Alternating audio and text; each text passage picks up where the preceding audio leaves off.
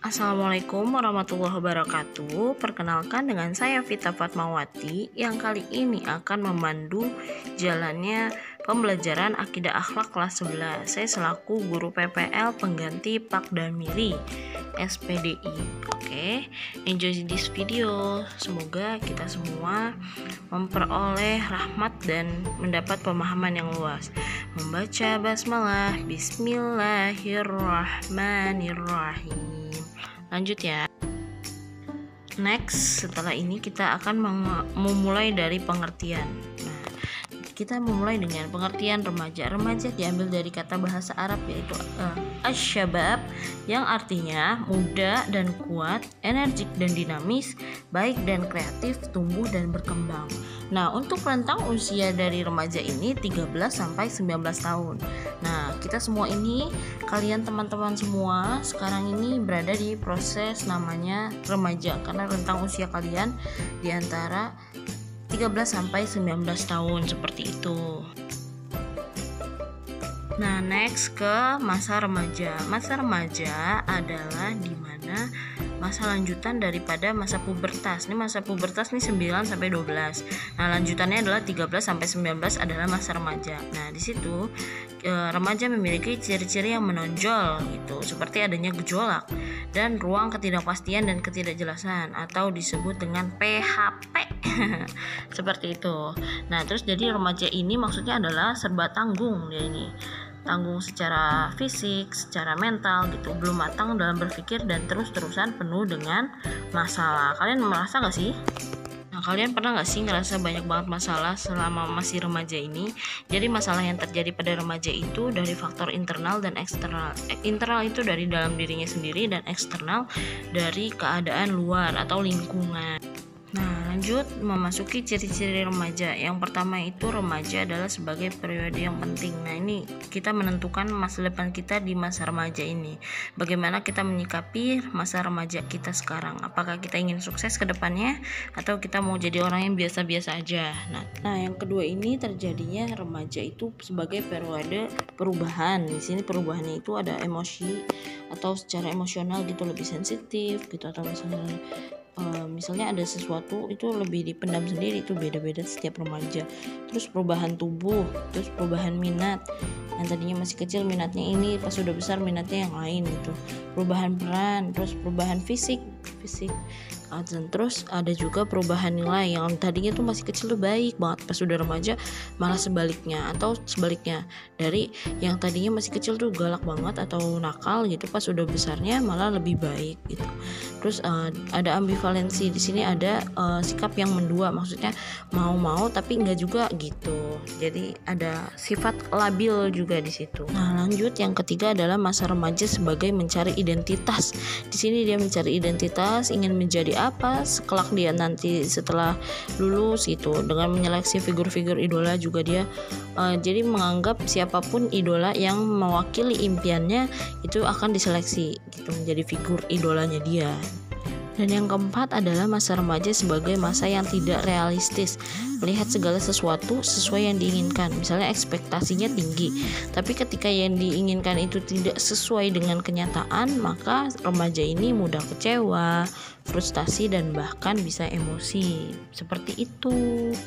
Nah, kita lanjut kepada perilaku terpuji dalam pergaulan remaja. Yang pertama, perilaku terpuji dalam pergaulan remaja itu yang ada ukhuwah, menciptakan wadah atau persatuan. Ukhuwah menciptakan kuwah atau kekuatan. Yang ketiga ada ukhuwah menciptakan mahabbah, cinta dan kasih sayang. Ini perilaku terpuji dalam pergaulan remaja. Lanjut yang kedua, pergaulan remaja mampu mengembangkan wawasan keilmuan, itu adalah perilaku terpuji juga. Yang ketiga, menghormati dan menghargai, itu adalah perilaku terpuji dalam pergaulan remaja. Lanjut, di sini kakak akan mengasih tahu akibat negatif pergaulan remaja yang tidak sesuai dengan akhlak remaja dalam kehidupan. Maka ini akibatnya. Ada 7 poin di sini. Yang pertama, pergaulan negatif dapat menghancurkan masa depan. Yang kedua, pergaulan bebas menghilangkan rasa malu, sementara malu itu adalah sebagian dari iman. Al-haya'u minal iman, malu itu sebagian dari iman. Yang ketiga adalah hilangnya sifat menjaga diri nih. Kalau udah kita udah negatif pergaulan kita udah nggak bisa lagi menjaga diri kita. Yang keempat, sehingga akan menghilangkan kehormatan pelakunya nih. Bagaimana kita sebagai pelaku remaja yang negatif akan kehilangan kehormatan. Misalnya dari seks bebas, maka kehormatan kita akan hilang. Yang kelima, akan mendapatkan dosa dan membawa kita ke neraka. Yang keenam, durhaka kepada orang tua. Ini poinnya. Dan yang ketujuh adalah hilangnya tali silaturahmi karena merasa sudah malu sebagai perilaku negatif dari remaja. Maka sayangi dan hargai diri sendiri. Nah, selanjutnya itu adalah menerapkan akhlak terpuji dalam kehidupan remaja. Ini cara penerapannya. Yang pertama, ketika kita bergaul kepada orang tua, kita harus berkata sopan, santun, lemah lembut, mengucapkan salam, mendoakan kedua orang tua. Dan yang kedua, bergaul dengan guru. Kita selalu menaati perintahnya, apa aja yang disuruh sama guru kita lakuin, kita laksanain. Berkata sopan ketika mengikuti pelajaran, terus ikhlas dengan penuh kesabaran, serta kita mendoakan guru kita. Yang ketiga, bergaul dengan lawan jenis. Kita harus menutup aurat yang tampak nih, dan tidak boleh ini ada batas-batasan aurat. Pasti kalian tahu masing-masing. Dan yang kedua adalah masing-masing hendaknya menjaga diri. Nih, harus menjaga diri juga. Kita bergaul dengan lawan jenis agar tidak terjerumus dalam zina gitu. Jadi kewajiban laki-laki juga untuk menghormati wanita. Dan yang keempat adalah bergaul dengan teman sebaya nih. Caranya nih ya, bergaul dengan teman sebaya, kita saling menghargai apapun suku mereka, apapun warna kulit mereka. Dan tidak menghina, saling menasihati jika ada yang salah, bertutur kata yang lembah lembut, maka kita akan disayangi dengan teman kita sendiri. Seperti itu ya. Nah, lanjut ke perilaku tercela dalam pergaulan remaja. Yang pertama di sini adalah perilaku tercelanya ya. Dalam pergaulan remaja biasanya itu tentang pergaulan bebas. Terus tawuran, mengkonsumsi miras atau alkohol, dan penyalahgunaan obat-obatan terlarang. Nah, kemudian ada nilai-nilai negatif tercela dalam pergaulan remaja. Yang pertama, bertentangan dengan nilai-nilai ajaran agama.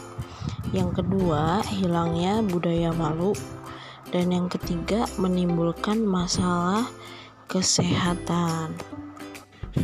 Berikut ini adalah cara menghindari perilaku tercela dalam pergaulan remaja.